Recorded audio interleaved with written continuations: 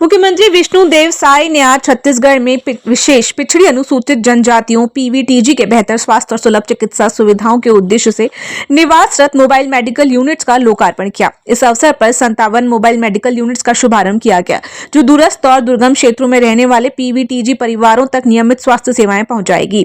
मुख्यमंत्री ने कहा कि ये पहल पीवीटीजी समुदाय के लिए अत्यंत महत्वपूर्ण और जीवनदायी साबित होगी। मोबाइल मेडिकल यूनिट्स के माध्यम से प्राथमिक जांच, उपचार, मातृ शिशु स्वास्थ्य सेवाएं, टीकाकरण, आवश्यक दवाइयों की उपलब्धता और समय पर रेफरल जैसी सुविधाएं सुनिश्चित की जाएंगी। आज छत्तीसगढ़ के लिए बड़ा सौभाग्य का विषय है और विशेषकर विशेष पिछड़ी अनुसूचित जनजाति पीवीटीजी, जिनको राष्ट्रपति के दत्तक पुत्र भी कहते हैं, ऐसे 5 जाति के लोग हमारे छत्तीसगढ़ में हैं। कोरवा, बिरहोर, कमार, बैगा और अबुझमाड़िया, और 18 जिले में रहते हैं।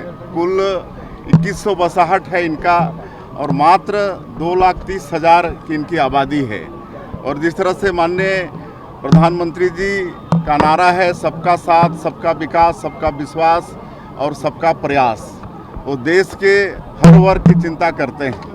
और ये पीवीटीजी के लोग तो समाज के सबसे अंतिम छोर के लोग हैं, जो शैक्षणिक, सामाजिक, आर्थिक हर दृष्टिकोण से पीछे हैं। और उनके लिए नवंबर 2023 में माननीय प्रधानमंत्री श्री नरेंद्र मोदी जी ने पीएम जनमन योजना की शुरुआत की और उनके सर्वांगीण विकास के लिए इसमें व्यवस्था है। इस योजना के माध्यम से उनकी बसाहटों में सड़कें पहुंच रही हैं, उनका प्रधानमंत्री का आवास बन रहा है, बिजली पहुंच रही है, पानी पहुंच रहा है, उनका राशन कार्ड बन रहा है। तो उसी दिशा में वहाँ पर स्वास्थ्य भी नहीं पहुँच पाता है। लेकिन आज 57 मोबाइल मेडिकल यूनिट जो एकदम सुसज्जित है हर तरह से, जिसमें डॉक्टर हैं, उसमें नर्स हैं और सारा टेक्निकल यूनिट है, दवाई है, ऐसे 57 अभी प्रथम किस्त में ये मोबाइल यूनिट आया है और आने वाला है। और जो 18 जिले हैं और जो 2100 बसाहटें हैं, उनके बीच में इनका काम होगा। 25 तरह के बीमारी का इलाज होगा, हर तरह की दवा उनको निःशुल्क दी जाएगी। तो ये बहुत बड़ा वरदान है। ऐसे अवसर में मैं सारे पीवीटीजी विशेष पिछड़ी अनुसूचित जनजाति के लोगों को बहुत बहुत बधाई, शुभकामनाएं देता हूं।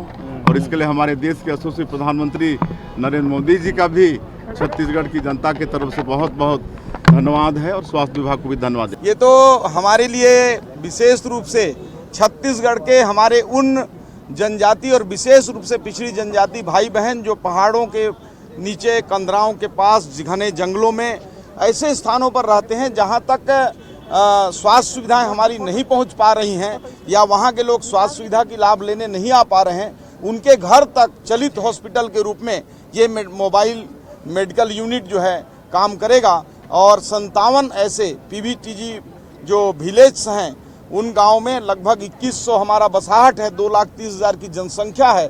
ऐसे विशेष पिछड़ी जनजाति वर्ग के हमारे भाइयों बहनों के लिए हम आज 57 MMU को आज झंडी दिखाकर रवाना किए हैं, जिसमें एक MBBS डॉक्टर होंगे, जिसमें एक नर्स होंगी, एक पैथोलैब वाला होगा, पूरी जांच के उपकरण के मशीन होंगे, एक असिस्टेंट होगा।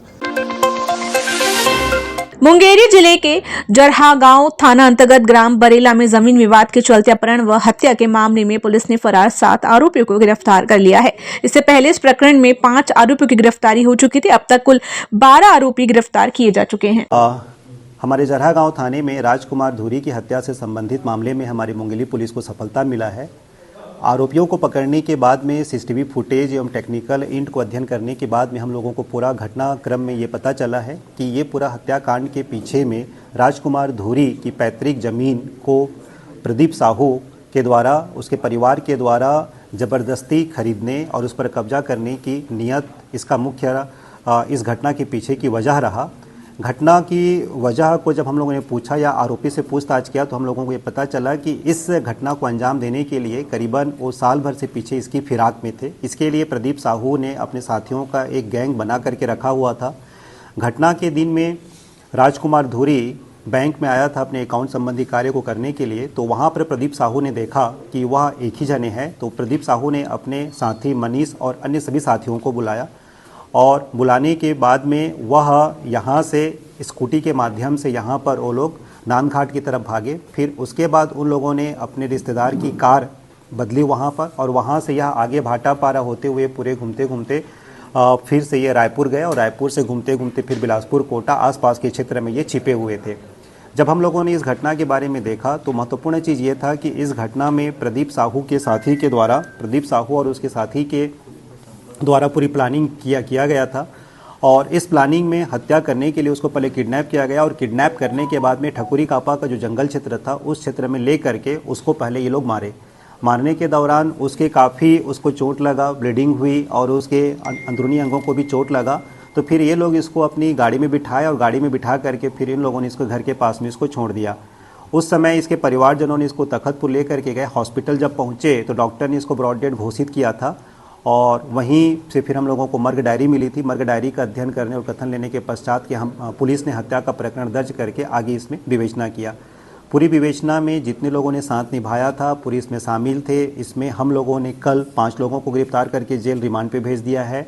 आज हम लोगों ने 7 लोगों को, जिसमें मास्टरमाइंड प्रदीप साहू और उसके सभी साथी थे, जिसमें उनके सभी साथी जो गैंग बना करके रहते थे उस पूरे गैंग को भी हम लोगों ने पकड़ लिया है। इसमें और 5 लोग हैं अभी तक के सूचना के आधार पर।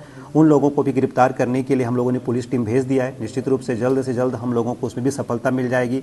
साथ ही साथ इस केस में जिन लोगों ने कातिलों का सहायता किया उन लोगों को भी हम लोगों ने उन लोगों के खिलाफ भी सबूत इकट्ठा किए हैं और उसको भी हम लोगों ने शामिल किया है। जो इस केस में शामिल रहेगा आगे पता चलते जाएगा, उसको भी हम लोग इसमें आरोपी बना करके जेल भेजते जाएंगे। इस प्रकार इस हत्या के मामले में मास्टरमाइंड से लेकर के कातिलों के सहायता करने तक के इंड टू इंड जो कार्रवाई होती है उस पर पुलिस ने किया है।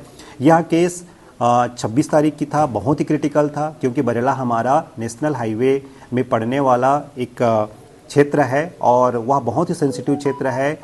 एसडीओपी मयंक तिवारी और उनकी टीम ने लगातार वहां तक बिना हटे, जब से घटना हुआ रात के समय में मैं स्वयं गया, मयंक वहां पर गए, एसडीओपी मुंगेली गया और एक एक चीज़ों को वहां पर देखा और जब तक ये केस क्लियर नहीं हुआ इन्होंने जरहा गांव थाना नहीं छोड़ा। निश्चित रूप से ये टीम का अथक प्रयास है, टीम वर्क है, मुंगेली पुलिस की एक टीम भावना है, एकता की भावना है, जिसमें इतनी बड़ी हम लोगों को सफलता मिली है।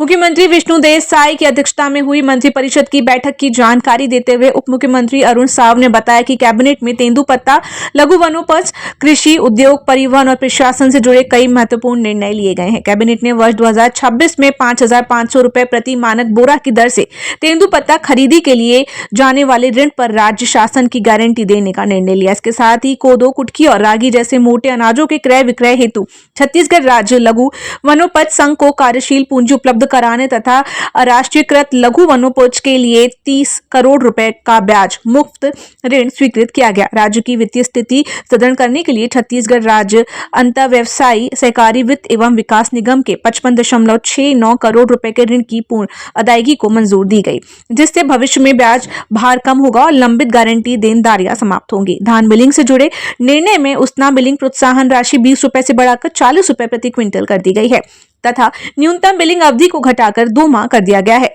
औद्योगिक विकास को गति देने के लिए औद्योगिक विकास नीति 2024-30 में संशोधन को भी स्वीकृति प्रदान की गई है। कैबिनेट ने राजधानी रायपुर में आयोजित होने वाले नवे ऑटो एक्सपो के दौरान बिकने वाले वाहनों पर लाइफ टाइम रोड टैक्स में 50% की छूट देने का निर्णय लिया है। साथ ही राइस मिलर्स को राहत देते हुए कस्टम बिलिंग के लिए दी जाने वाली बैंक गारंटी पर स्टाम्प शुल्क को घटाकर 0.05% कर दिया गया। प्रशासनिक स्तर पर पुलिस मुख्यालय नवा रायपुर अटल नगर में एक नए पद के सृजन तथा 23 जनवरी से रायपुर महानगरीय क्षेत्र में पुलिस आयुक्त प्रणाली लागू करने का भी निर्णय लिया गया। 2025 के अंतिम दिन आज कैबिनेट की बैठक मुख्यमंत्री आदरणीय विष्णुदेव साय जी की अध्यक्षता में संपन्न हुई है। बैठक में जो महत्वपूर्ण निर्णय लिए गए हैं वो इस प्रकार हैं। तेंदुपत्ता संग्राहक परिवारों को 5,500 रुपये प्रति मानक बोरा की दर से तेंदुपत्ता खरीदने के लिए वर्ष 2026 हेतु ऋण लेने के लिए राज्य शासन की गारंटी देने की अनुमति दी गई। मंत्रिपरिषद ने कोदो, कुटकी और रागी की खरीद, प्रसंस्करण और बिक्री के लिए छत्तीसगढ़ राज्य लघु वनोपज संघ को कार्यशील पूंजी प्रदान किए जाने की अनुमति दी गई।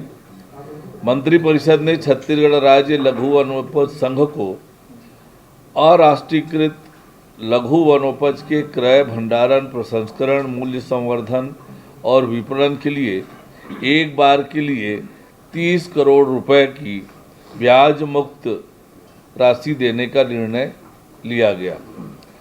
मंत्रिपरिषद ने छत्तीसगढ़ राज्य अंतव्यवसायी सहकारी वित्त एवं विकास निगम द्वारा राज्य शासन की प्रत्याभूति गारंटी पर लिए गए ऋणों के संबंध में महत्वपूर्ण निर्णय लेते हुए इसके लिए राज्य शासन द्वारा 55 करोड़ 69 लाख रुपये का बजट प्रावधान कर 5 राष्ट्रीयकृत निगमों से लिए गए ऋणों की पूर्ण राशि वापस करने का अनुमोदन किया गया।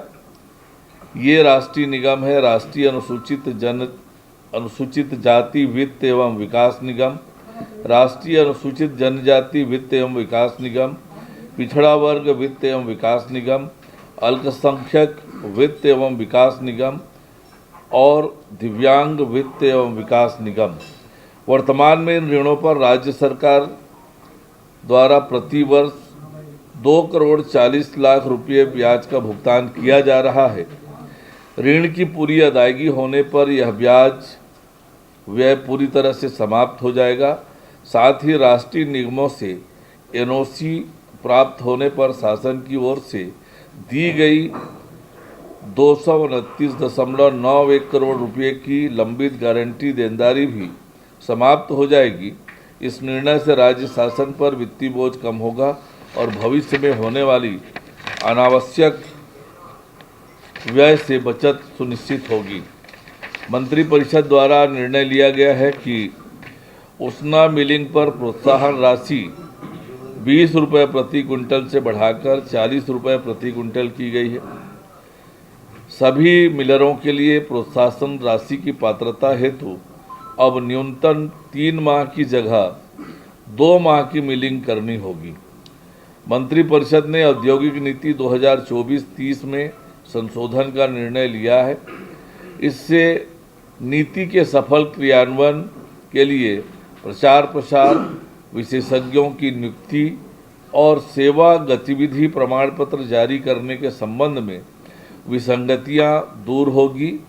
इन संशोधनों से राज्य में निवेश की गुणवत्ता बढ़ेगी, स्थायी रोजगार सृजन होगा और औद्योगिक विकास को गति मिलेगी। मंत्रिपरिषद ने राजधानी रायपुर साइंस कॉलेज ग्राउंड में 20 जनवरी से 5 फरवरी तक आयोजित 9वें ऑटो एक्सपो के दौरान बिकने वाले वाहनों पर लाइफ टाइम रोड टैक्स में 50% छूट प्रदान करने का महत्वपूर्ण निर्णय लिया है। यह छूट एक्सपो में वाहन बिक्री के बाद पंजीकरण के समय लागू होगी, जिससे मोटर कर में एक मुश्त 50% की राहत मिलेगी। पूरे प्रदेश के वाहन विक्रेताओं को इसका लाभ मिलेगा। इस संबंध में निर्देश किया गया है। मंत्रिपरिषद द्वारा प्रदेश में कस्टम मिलिंग के लिए धान उपार्जन एवं परिवहन से संबंधित गतिविधियों के लिए राइस मिलर्स द्वारा दी जाने वाली बैंक गारंटी पर देय स्टाम्प शुल्क 0.25 से घटाकर 0.05% करने का महत्वपूर्ण निर्णय लिया गया है।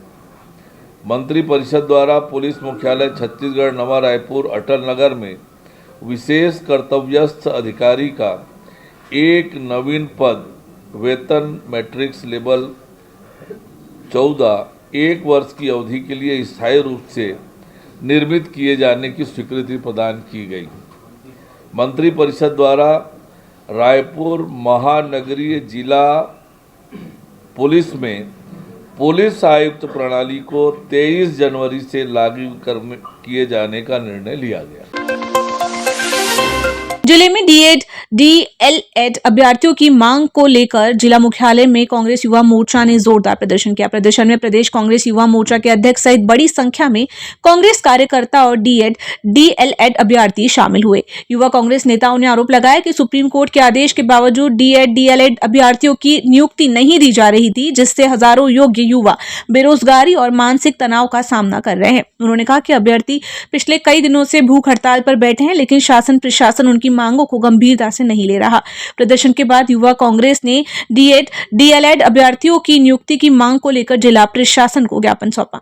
डीएड के अभ्यर्थी अपनी जायज मांग को लेकर पिछले 10 दिनों से धरने में बैठे हैं। माननीय उच्च न्यायालय ने आदेश दे दिया है कि उन्हें तत्काल नियुक्ति पत्र दिया जाए। उस आदेश का उल्लंघन करते हुए भी सरकार के हाथ में जूं नहीं हो रही है। आज हर दिन वो भूख हड़ताल जो कर रहे हैं, तो हर दिन वो बीमार पड़ रहे हैं। हर एक दो छात्र जो अस्पताल पहुंच रहे हैं। छत्तीसगढ़ के युवा जो है चयन परीक्षा चयन करके अपने रोजगार का अधिकार मांग रहे हैं। ये तमाम मुद्दे को लेकर आज छत्तीसगढ़ युवा कांग्रेस पूरे प्रदेश भर में कलेक्टरों के माध्यम से माननीय मुख्यमंत्री जी को ज्ञापन सौंपे हैं कि तत्काल उन्हें रोजगार व्यवस्था किया जाए, तत्काल नियुक्ति पत्र दिया जाए। सरकार 24 घंटे में नियुक्ति पत्र नहीं देती है तो युवा कांग्रेस अपना आंदोलन हर दिन तेज करेगी।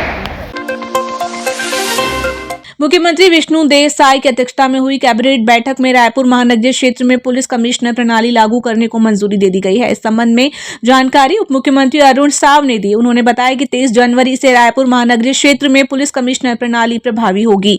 इससे कानून व्यवस्था को और अधिक सुदृढ़ करने, त्वरित निर्णय लेने और पुलिस प्रशासन की कार्यक्षमता बढ़ाने में मदद मिलेगी।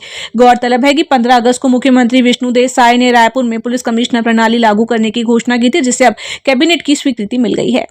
देखिए, लगातार राज्य सरकार अधोसंरचना का विकास कर रही है। जिले कार्यालय में कंपोजिट बिल्डिंग बनाए जा रहे हैं, ट्रांजिट हॉस्पिटल बनाए जा रहे हैं और जब पुलिस आयुक्त प्रणाली लागू करने का निर्णय सरकार ने लिया है तो जो आवश्यक अधोसंरचना है वह भी उपलब्ध कराएंगे।